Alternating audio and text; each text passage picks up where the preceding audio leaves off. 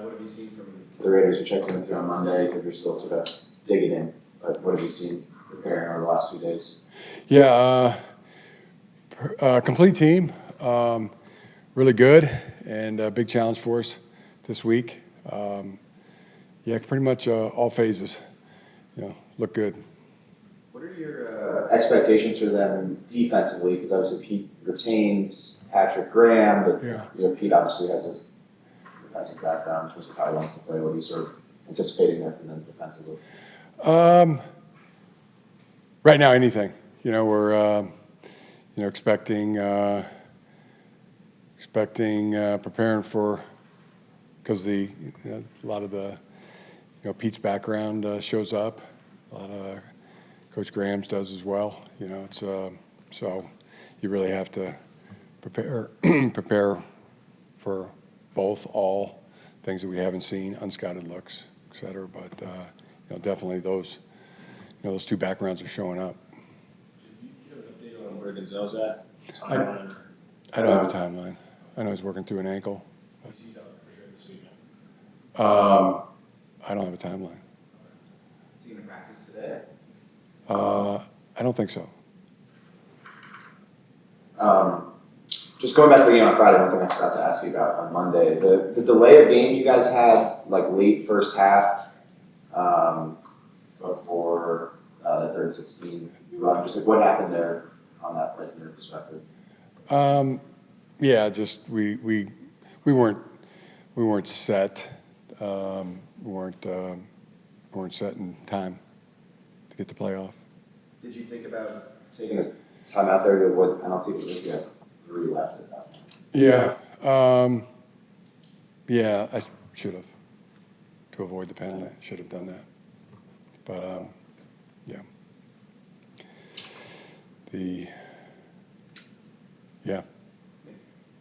Rare mistake. Should have done that. When someone like Pete comes in, how much do you expect him to sort of raise the floor of the opposing team given the background? Yeah, I mean that's expected. That's pretty well documented, and he's a great coach. One of the best. It's a lot of respect. I always think that had I ever played, for him, on one of his teams, because he was coaching when I was playing, or was on his staff once I got into coaching, I bet we would have been like really good friends. He learned a lot from him just watching him, but he's also always been on the other side. When I was a player, he was a defensive coordinator or head coach somewhere, and then when I was coaching, we were, trying to gouge each other's eyes out. I mean, it's like in the competitive spirit of that. But yeah, it's competition at the highest level. I mean, that's what he's all about, and pretty enthusiastic too. I've noticed, which is just nothing but respect for that. Same person, same coach every day. I mean, nothing but respect for that, and does a tremendous job. Do you know each other well, or at all? Pretty well, pretty well. He did the Harbaugh Coaching Academy. I did an interview with Coach and my brother and I. That was a lot of fun. Yeah, it's been good interactions. When you're just not out there, like that sort of way. Like I said, I think we would have been probably pretty good friends. But alas, we have been on opposite sides, so I'm not on his Christmas card list. You don't send him a birthday text? No, just trying to win, just trying to beat him, and it's tough to do. It's hard to do.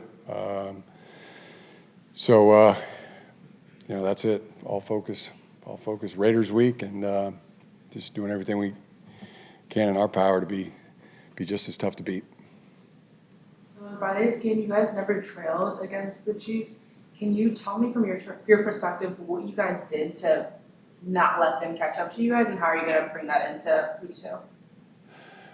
You just got to play good. You know, that's every game comes down to that. You just got to play good. You know, the Chiefs, nor really anybody in this league, gives you the game. You gotta go out and earn it. How did you feel like the pass rush played overall? Yeah, I mean, like I said, I really thought the two lines, our offensive line, defensive line, both fronts were really good, and then extraordinary, you know, quarterback play, you know, really drove that win. How would you describe this receiving group's ability to deliver in clutch moments? So far, so good. I mean, really good. And the amount of options, you know, 7 catches, 6 catches, 5 catches, you know, 50 yards from another receiver, 4 receivers over 50. Just looks like a lot of options. And Omarion Hampton is really good out of the backfield, and so is Najee Harris. Notice his demeanor is a lot like a receiver. You know, we're going to hopefully get tapped into all, you know, that. But that's really stood out to me, that the way he runs his routes, Najee's very receiver-like. And tight ends, both all 3 played really well, and yeah, just keep climbing. You know, we don't want to go down. We don't want to stay level. We want to keep getting better. Better today than yesterday. Better tomorrow than today. In the past, Quinn has kind of been a criticism, or has been a sort of criticism for his performances on the field. What have you seen from him in terms of his resilience and just kind of tuning out that outside noise? Oh, man, I guess the first thing that jumps into my mind is like, in your face, you know. But if I was Quentin, that's what I'd be saying. Quentin's not saying that, but that's what I'd say, you know, if I was he. So allow me to say it for him, you know, like just something we used to say back in the 70s growing up. Maybe you remember that, Sam? Yeah, we'll go to Sam on that one, you know, in your face. You know, so there's some satisfaction there, you know. Coaching relationships are probably pretty interesting. Do you like, as far as sort of respect, like mutual respect and but also like a healthy dislike at times? Like, do you enjoy that sort of with your coaching colleagues? It's the thing I enjoy the most, you know, the competition. If you ask me, you know, why do I do this? You know, why do most of us do it? I mean, or at least speaking for myself, I mean, number one on that list is competition. I just love to compete.